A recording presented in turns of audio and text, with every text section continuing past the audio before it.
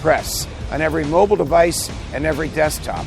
And every piece of data on every piece of fiber optic cable entering the United States, leaving the United States, or within the United States is captured digitally by the NSA and stored and is available for downloading whenever the president or whenever anybody in the intelligence community wants to look at it. And we have learned that the CIA is spying on us in our homes, from our hip pockets and pocketbooks where we keep our cell phones, from our microwaves in our kitchens when they access the computer chip in it, and from our automobiles if you have a late model automobile with a computer chip managing the operation of the vehicle. Is this the America the framers gave us?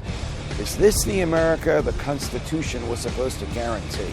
What a profound error the government has made to think that it can enhance national security by diminishing personal liberty. That's unconstitutional, un-American, and it doesn't work. It produces so much information overload that the data about the bad guys is often hidden in the data about the rest of us. How much data am I talking about? If printed on paper, it would consume more than 27 times the contents of the Library of Congress every year since 2005. That's what America's 60,000 domestic spies have been gathering from the rest of us. And this week, we learned about it. Welcome to my chambers. Fight the good fight.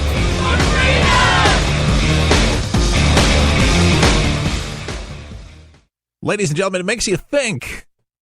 For sure, about information that you're banging out on your keyboard, or you're texting away, or the phone conversations that are being recorded. But everything apparently is being saved. And there it is. So if there's information that you don't want people to know, don't put it out there. And by the way, a lot of marketers, they're studying what they call your digital carbon footprint, your digital footprint. Everybody has one, unless you're just totally disconnected and don't text or you don't Facebook. But there's always a trails of something that you have done through emails. I mean, this stuff is recorded. It's saved. Just because you press delete, it doesn't necessarily mean delete. So think about that when you're deleting things. And if you don't want to have the digital footprint, then stay off the computer. But I don't know too many professions these days that don't have computers. There was a time where people got away from it. Now, digitally, it seems everything is just interconnected because of the convenience. Now, personally speaking, we all know about Anthony Weiner in Chicago, about his digital footprint that he put out, advertising different body parts. And that was just, some people just can't control themselves. I mean, they have to show the world how special they are. But that stuff, that's permanent. And it always shocks me how personal people get on Facebook about different things that happen with them or their children or whatever. And I don't think they remember how many people watch them or look and check up on them. And especially statements that they make, especially employers that actually check your social media. Maybe you have a son or a daughter that is constantly posting questionable items on Facebook. Well, if she's trying to get into a university, trying to get into a decent job or something like that, she might want to limit her Facebook comments or even her friends, because they look at all of that because it's a reflection on you. Now, if you don't care, well, then you don't care. I happen to be a person that does care. And though I don't try to be judgmental, people still do judge. Unfortunately, it's just the fact of the matter, and employers especially, or if you're trying to run for something, people check you out. Who do they know? What do people say about them? Let me find out who we might be getting involved with here. It's kind of like a relationship. And speaking of that, some people, they want to know, women especially will do this. They'll do background searches on their guy just to make sure they're not some kind of creepo. There's a lot of weirdos out there these days, and a lot of sites you can pay a few bucks and get a partial background search, and for a little bit more money, you can get a complete background search and make your decision on what you want to do. That's our computers today. It's amazing the information that you can find. Maybe it's just a simple traffic citation, or you might learn the person's been married 5 times. And they said they've never been married before. Stranger things have happened. How about like this one? We've been having some shout matches about the Spratly Islands, about trade, and such, and about the traffic and what's going on in Syria and Iran and Russia with China. It's been bad, but now it's gotten quite interesting on media. And the reason I say that there's this report that Chinese media is treating Donald Trump satire as actually real news. You want to talk about fake news? They're taking satire, making it real news in China, and the government, obviously, it's a communist country, in case you didn't know, China. They're allowing this to happen. They said, but according to Chinese media, this article in The New Yorker about President Trump's attempt to root out any signs of former President Barack Obama was completely factual. Trump turns White House upside down looking for signs of Obama. I know he's still here, one headline reportedly read. New Yorker, this piece by Andy Borowitz was clearly labeled satire, according to sources. Trump contacted staffers Kellyanne Conway and Sean Spicer at approximately 6 a.m. and instructed them to purchase enough to foil or to cover every phone in the building. Part of the article read, adding that the president ordered Conway to wrap it tighter. And state-run media have fallen for this kind of satire before. Back in 2012, the People's Daily ran a 55-page photo spread celebrating the North Korean dictator Kim Jong-un winning the title of Sexiest Man Alive. So, interesting that China, this is more propaganda. There's the media for you. But communist, there's more freedom of the press than get away with doing things like that. But it's just interesting that they allow that to do that. But I guess, funny. But it's to me, it's a little embarrassing. And it's embarrassing that Obama and what he did to screw up so many of the great institutions of this country. And now Donald Trump in the White House a little over 2 months trying to unravel this rat's nest. Do you ever get into a bunch of wires and have to unravel it? It's not fun. It's not fun to do it. And it takes some time to do it, and I think that's exactly what's taking place, and it's going to take a little while to do, but it's going to be done. And Trump's got the heart to do it, and so does his cabinet to do it. It's going to be bumpy. It's going to be turbulent. And the world is going to watch. But how the media behaves, they're watching. And the world eats it up. They listen to what the satirists say. And it's funny to laugh occasionally and laugh. It's fun.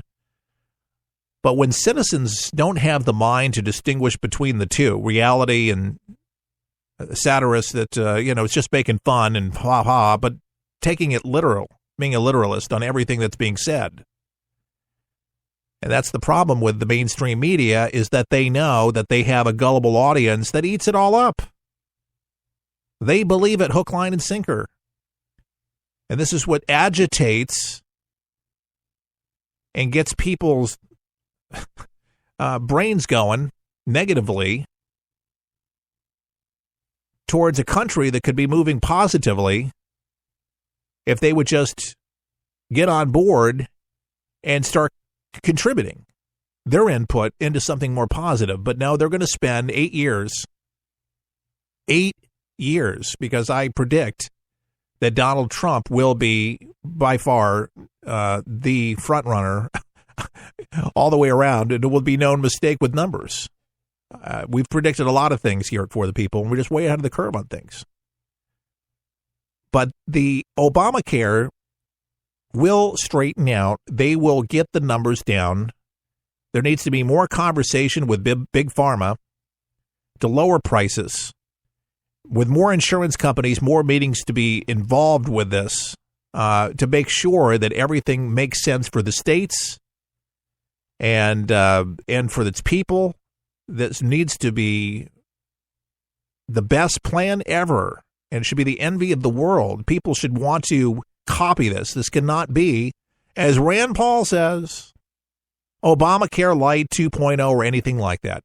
Because if it was Obamacare Light 2.0, then we just might as well just keep Obamacare and just keep it there. And then the words of Obama, if you got something better, you can rename it. You can lower prices and you can help more people, get more people insured, do it. They cannot hastily pass this. Donald Trump, I believe, is reaching out to all and to everyone. I believe that he's really shown himself to be very presidential for this particular thing, because I know that he knows that this is one of the big ones. He was on the trail for it, promising all of us on camera. I mean, there's hundreds of hours of tape on campaign stump speeches, him saying that he was going to better, it's going to be the best. And now it's hurting people, still saying it's hurting people. Health Secretary saying it was the worst thing. Even Clinton saying it was the craziest thing that he ever heard of with Obamacare. We just need Republicans to offer, not criticizing, but input. Get something better. If you don't have something nice to say, don't say it. Offer something in exchange for it. But there's no tangibles coming out of Rand Paul's mouth or Schumer's mouth. And it is from the right and it is from the left. It's easy. It's so easy to criticize. It's so easy to tell people what's wrong with it. Well, tell me how to make it better. How can we save people more money? To me, one of the big answers is definitely talking to big pharma and bringing those prices down, and also more competition. Why does only one company make all the drugs? Why can't some other company make the same medication and do it for less? There needs to be more competition out there. There needs to be more conversation like that to help more people, to make it more affordable. Why do drugs cost you the farm? And that's not fair. It's not fair. I believe you should pay something for it. It ain't cheap to make some of this stuff, but Jesus, the money that's spent on medications for some people, it sends them straight to the poorhouse. And they're literally eating ramen noodles or something close to it. It's not very lovely, especially that's how you're spending your golden years. Not my idea. Here's another headline for you today. Turkey shuts down U.S. aid group. You know, the tensions between the U.S. and Washington, the U.S. and Egypt have just been fledgling. And I don't know if this is one more sign, but according to Turkey, the only reason is some documentation that was incorrect.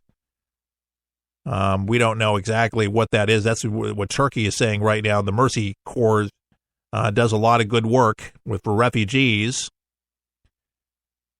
They say, Mercy Corps, we are deeply committed to continuing working in Turkey and do what we can do to resolve this issue and strengthen our partnership. A United Nations spokesperson in New York responded to the queries from FNC that the UN and partners continue to receive strong support from the government in Turkey to implement the critical cross-border operations from Turkey to save lives in Syria, including, though, Turkish NGOs and the Turkish Red Crescent, which have also been instrumental in the humanitarian response inside Syria. And what they do, the Mercy Corps, is they provide food, medicine, and other aid. And they've been doing this for 350,000 to 500,000 Syrian refugees per month. A lot of good work, a lot of good effort. And basically, for its part, the